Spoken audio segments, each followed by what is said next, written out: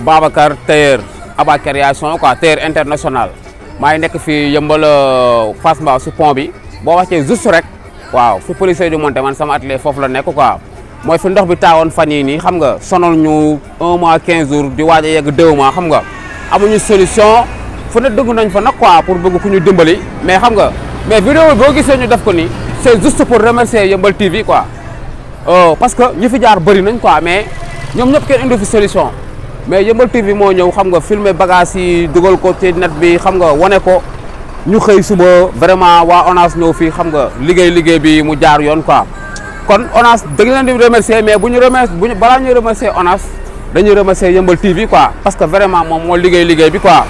waaw kon nag vidéo bii nii c'est juste rek pour remercier waa Yeumbeul TV mais li lañ soxla tamit quoi si réew si ay jeunes yoo xamante ni ñu ngi liggéey pour seen réew parce que buñ leen soxlaa mën leen jëfandikoo xam nga jëriñoo leen seen idée mu naay xam nga loolu lañ bëgg quoi waaw mais soxla ko doo ko mën a gis doo ko mën a jëfandikoo loolu amul sens xola fii yëpp ndox la woon fii yëpp tout tey nii fii yëpp nii ndox la woon mais tey gisoo fi ndox Fatmata ngi nii restaurant bi Bada tailleur bi sama atelier mi ngi nii Aba xoolal fii ay fast food ay jaaykatu lekk mais fii dafa mérité benn hygiène de vie quoi boo xamante ni xam nga bu normal quoi ñun ñu mën a xam nga prospérer parce que ñi fi nekk ñëpp ay jeunes lañ quoi c'est des jeunes yoo xamante ni ñoo investir pour liggéey xam nga jàppale seen réew parce que li ñuy am fii nii suñuy famille lañ ciy dundal di ciy suturlu xam nga et tout comme ça xam nga ñu ñëpp ay places yu bees lañ quoi kon ñii mérité nañ su leen état mënut a jàppale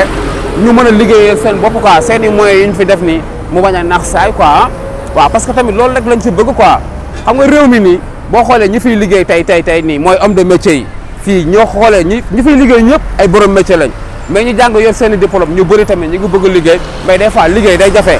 kon ñun secteur privé bi ñi nga xamante ne ni ay homme de métier lañ mais nañ ñu jàppale quoi assister ñu taxawuñu et tout parce que ñun ñooy l'avenir de demain quoi parce que aussi on est encore tamit jeune quoi kon ñoom nañ ñu jàppale suñ ñu mënul financer ñu ñuy jàppale fi ñuy nekk muy set hygiène de vie bi muy baax xam nga mais fii yëpp ndox nii ba pare ay ndoxu foos rafetul quoi rafetul ñëpp di noyyi oto yi sax kuy jàll da ngay taf sa bakkan nii pour mën a dem c'est pas joli ni gentil quoi